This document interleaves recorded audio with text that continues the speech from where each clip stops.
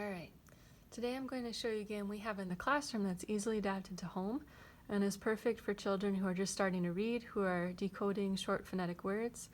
Those are words that sound like they're supposed to when you sound out the letters in them. So inside this pouch we have a bunch of slips. I'll show you one. And so for instance this one, red rod.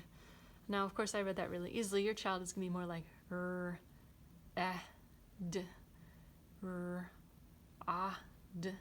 So be patient, just wait through the process, because something we've worked on a lot at school is being able to sound out slowly but then hear the word to put those sounds back together again. I talk about this game a lot in the conferences, so that should sound pretty familiar.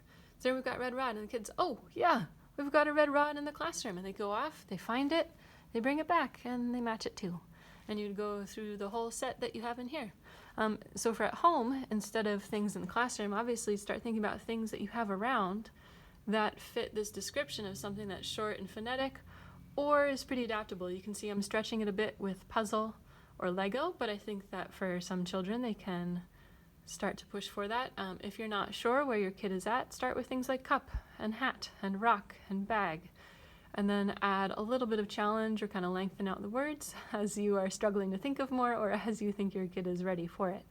The first time you play this together, it'd be really good to prepare the set together. So for example, here I've got blank slips down at the bottom, I've got my pencil, and I would sit down with a kid at school and say, I'm going to think of something in our classroom, or I'm going to think of something on this table, but I'm not going to tell you what it is. I'm going to write it down. So I go ahead and write it down on the paper, pass it over and say, I wonder.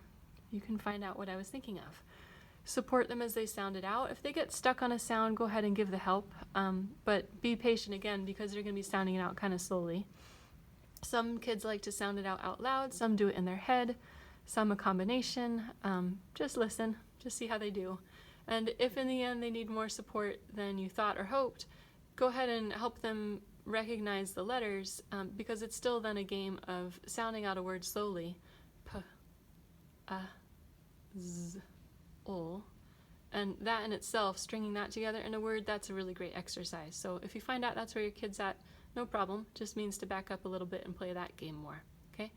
So it's a really good idea once you've played this game to keep the words as a set and to put them into some kind of container. It does not matter what at all. Here I have a mug.